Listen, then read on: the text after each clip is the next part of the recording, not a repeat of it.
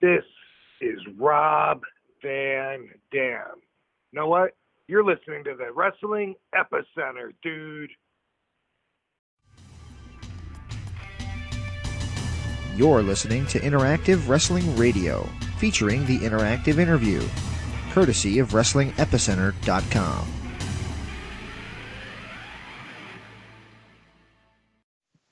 Good evening. You are listening to Killer Cross, and you are now listening to the Wrestling Epicenter. TikTok. All right, everybody, it's a twofer here at the Wrestling Epicenter Interactive Wrestling Radio. My name is James Walsh, and we just brought you the Sinister Minister, Father James Mitchell, earlier in the week to celebrate our number 666 episode. And here's number 667. Should have been number 420, though, if you think about it. He is Mr. Monday Night, and I guess now you should call him Mr. Friday Night, because that's when Impact Wrestling airs on Pursuit as well as on Twitch. Rob Van Dam. Can anybody say that without doing the fingers? Rob Van Dam. Great interview with a guy that I know you guys are big fans of. I am a big fan of. I've been watching this guy since NCW. He calls me out on it because I call it the wrong promotion name. That was the promotion that was based in Vegas back in 1994, 1995, and their big claim to fame was that they were going to bring the Ultimate Warrior in to do a major show. I believe it was going to be a pay-per-view. And that didn't happen because the Warrior was the Warrior, and need I say more. So, yeah, he's returning to Vegas with Impact Wrestling this time around. Impact Wrestling taping their TV tapings the 5th and 6th of September from Sam's Town Live. Check out impactwrestling.com for tickets as Rob Van Dam returns to the first place I saw him way back when, 25 years ago. Remember, Impact Wrestling presents Bound for Glory from the Odeum in the Chicago area of Illinois on October 20th. The Odeum was the home of ECW Anarchy Rules back in 1999. That was a great event. In fact, I still have it. I'm telling you the honest to God's truth. I still have a VHS tape copy of the official release of Anarchy Rules 99. Great venue. Great venue. Loud crowd, great venue, and I guarantee it'll be even more loud and more vibrant on the 20th of October when Impact Wrestling invades. That's all I got for you guys. Please remember to follow us on Facebook. Wrestling Epicenter is our handle on there. Facebook.com/Wrestling Epicenter. On Twitter, we are W Epicenter. And, of course, if you're listening to this on YouTube, hit that subscribe button, hit the like button, comment on our video. Let us know that you like what we do because we like bringing it to you. 667 episodes, guys. I can't believe how old I am. And you've stuck with me since the beginning. Let's get to Rob Van Dam on the Wrestling Epicenter.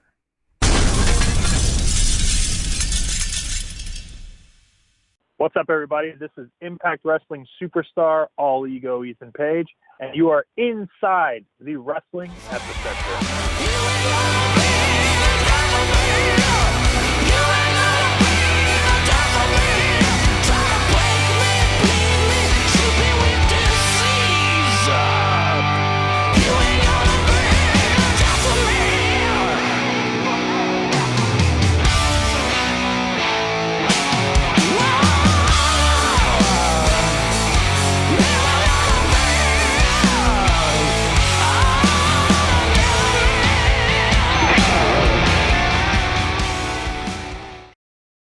This is Moose, and you're listening to Interactive Wrestling Radio. Rob Van Dam! The whole effing show! Rob Van Dam! The whole effing show!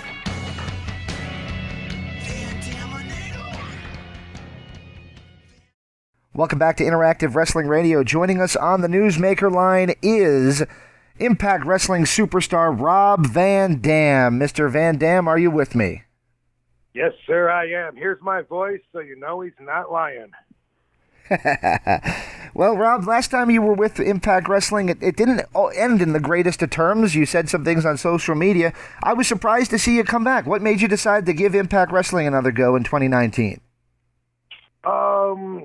Well, hold on. Before I think about this, now I'm trying to think about how ugly it could have been back in the day. But yeah, I was probably pretty vocal and felt a little bit disrespected because I had a 3-year contract, and then that expired, and then we were talking about doing another contract, and every fact of the contract, except for a starting date, was talked about, and then it just never materialized.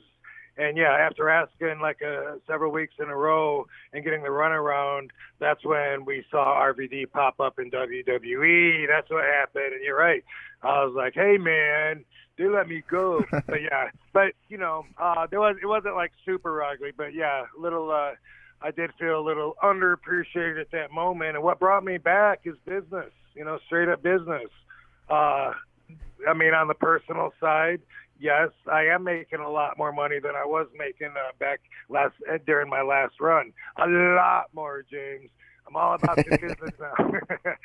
I have the position pretty much that Sting had back in the day when I was there, being the veteran, the guy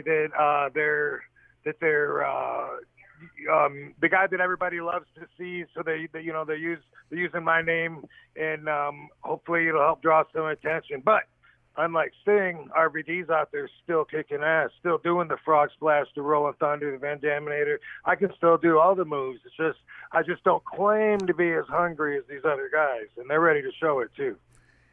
Absolutely, and there's a lot of hungry guys out there.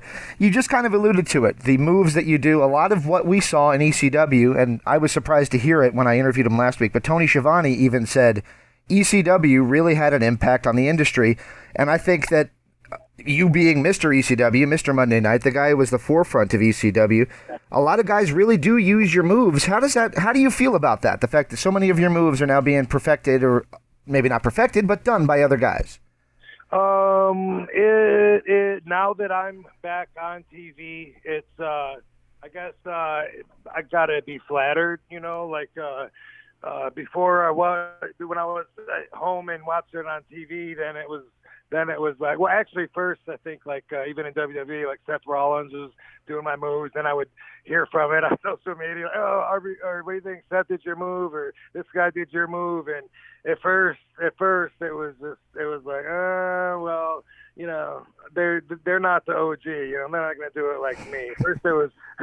At first my competitive spirit kind of like put a little defense up, but the way it is now, though, pretty much all the guys in Impact have come up to me and told me flat out that either they're wrestling because of me, or they were a big fan of mine, and they're just really happy to share the dressing room with me. And so that goes a long way, and it's a mutual respect. And they took the RVD perspective of thinking outside of the box, and they've taken it to a whole new level.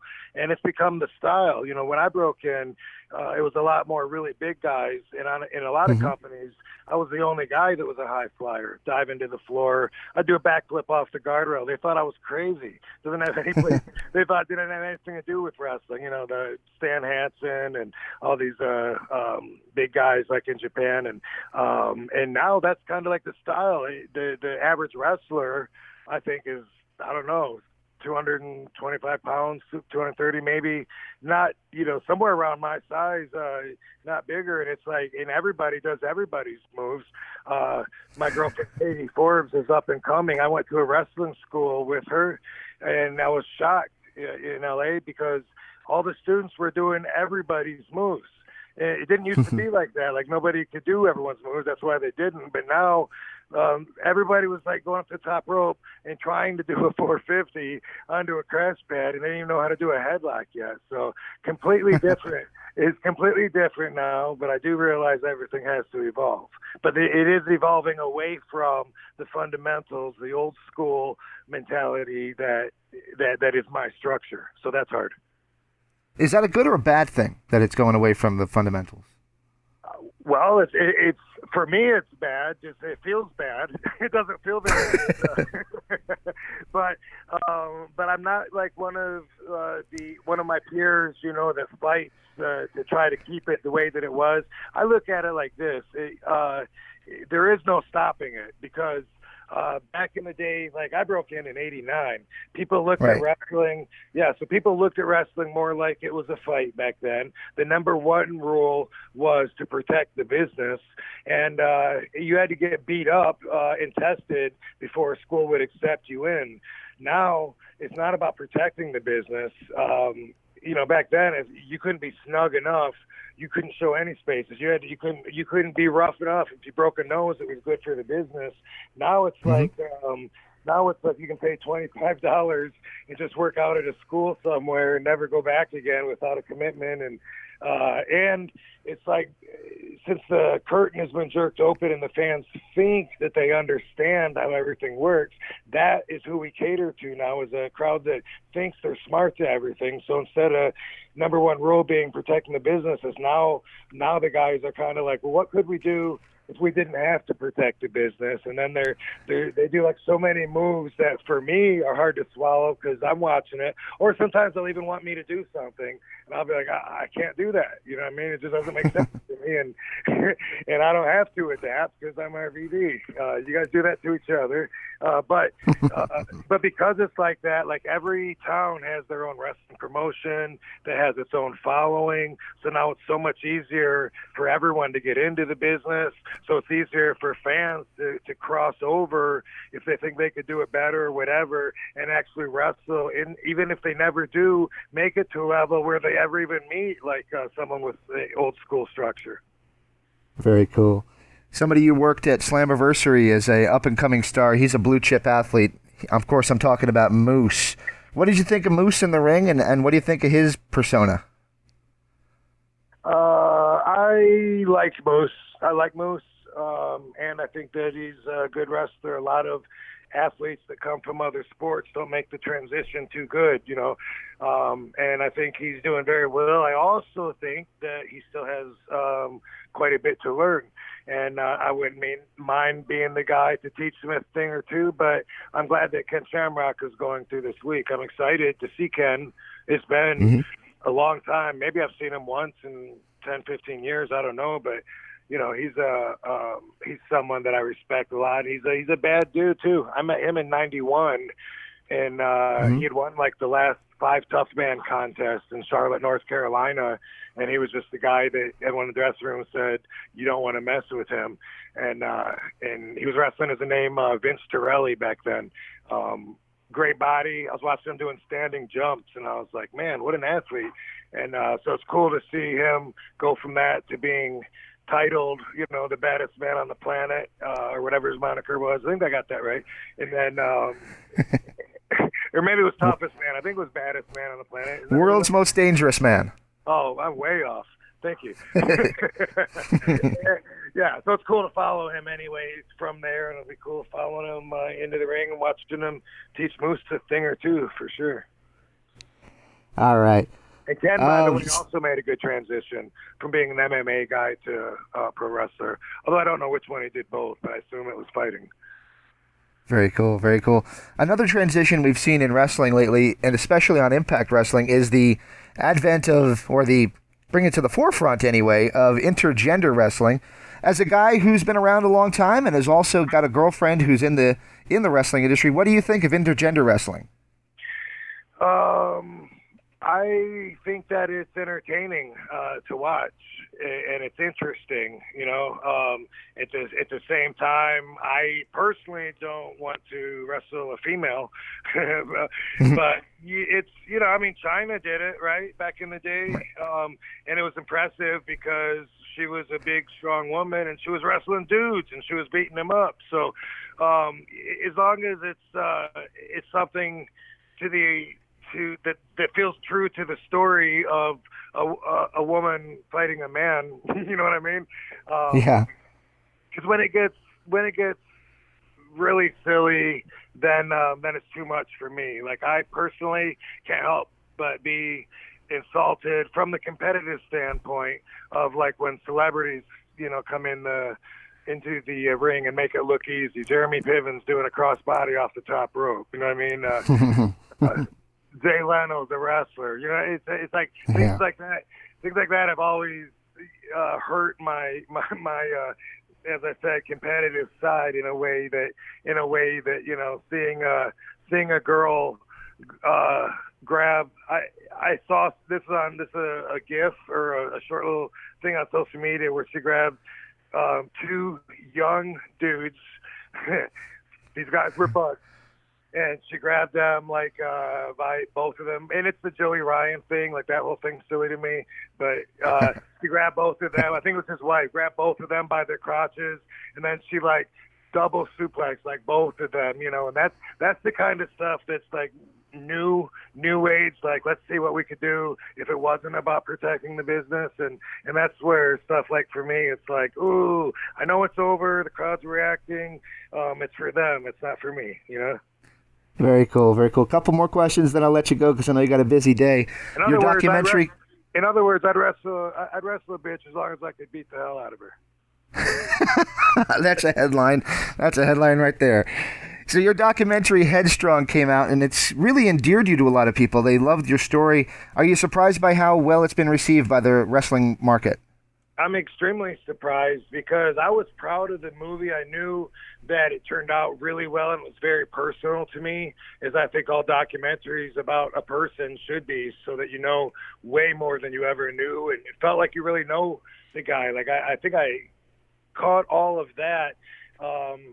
What surprised me was how much inspiration people got from it. I really didn't expect that. People were saying how much it helped better their lives because they learned that just like them, I'm human, and I had to go through some pretty rough life obstacles, and chose to still keep my chin up and march forward and still be cool. And so when I have people share their personal stories with me and tell me how they were inspired by seeing me go through it and help them go through stuff, it really opened up a whole new perspective of a way to help people. I've done interviews where I just talk about depression, because I went through a stage of depression, and people can't imagine that because they just think RVD is being positive all the time and being carefree, and that's great. Even when I was going through it, people were still getting that off of me. So I was really good at keeping that image out there and keeping that on the outside. But people don't want to talk about concussions. People don't want to talk about depression. I do. I want to talk about all of it, and I want to find a way to help it. A lot of my friends, they get these concussions, they get depressed, and then they decide to end their lives. And I mean a lot. And wrestlers that and sometimes you don't even know, because they don't, when they go out that way out of respect to family, they don't want everybody to know. If you outlive me, I want you to tell everybody exactly how I went so that we can learn from it. And what I want to do now is talk about concussions and talk about depression so that we can keep the conversation going until we have something, because they talk about stem cells can help with the brain, and oxygen therapy, and CBDs and CBGs. Let's keep talking about it, and let's put some stuff together because it can help so many people. One, I love life. I don't want something taking over my brain and making decisions for me that I wouldn't make. You know what I mean? Especially not going and putting a noose together. And I don't want it to happen to my friends either. And when we talk about this, and when we're able to actually to help with the brain chemistry in that way, not only will it help with concussion symptoms, but and depression, but also Alzheimer's, diseases like Parkinson's and all that. Yeah. Yeah. So it's become something that's pretty important to me. Yeah. Absolutely. We can we can all move forward by watching Headstrong on iTunes. Absolutely. And so you're returning to one of the places that you first made your real impression. I watched you back, I can't remember the name of the promotion. I think it was NAWA. They were going to bring in the Ultimate Warrior.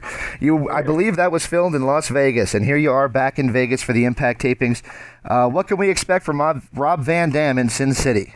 Yeah, well, that's the thing, is that everyone pretty much always knows what to expect out of RVD, so there's no need to ever sell anything unless I got like a brand new move like the Van Terminator to bust out, which I don't, But if I did, I wouldn't tell you anyway.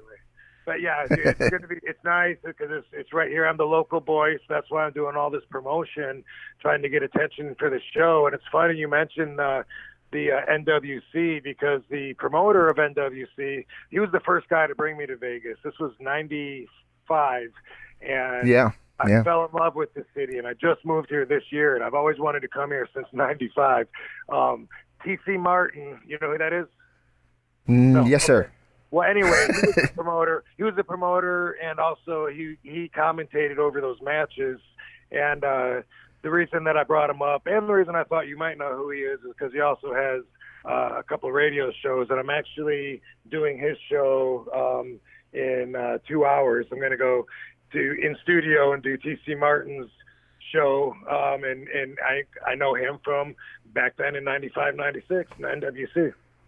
That's awesome. Yep, and NWC. I see. That was my world's most dangerous man. I didn't know NWC. I thought it was NAWA. So you got me back on that one. I can picture seeing the letters and hearing the techno music or disco music, as Sabu called it. That was the opening. But yeah, he used all the WWE guys that had just recently been there. I think Junkyard Dog was there, if I'm not mistaken. But I know he had Terry Funk and Virgil, Jim Neidhart. I wrestled the Powers of Pain, Warlord, and Barbarian with Bobby B. Yeah, those were good times. I was on my way up, Mick Foley. So for me being that young, it was cool to be on the card with and work with these other guys that I watched on TV. So thanks for bringing me back. Thanks for bringing me back. Yeah. You're welcome. Well, one last favor from you, then I can let you get on to your next one because I know you're busy today. Do you mind if I get a station ID just saying this is Rob Van Dam and you're listening to the Wrestling Epicenter? This is Rob Van Dam. You know what? You're listening to the Wrestling Epicenter, dude.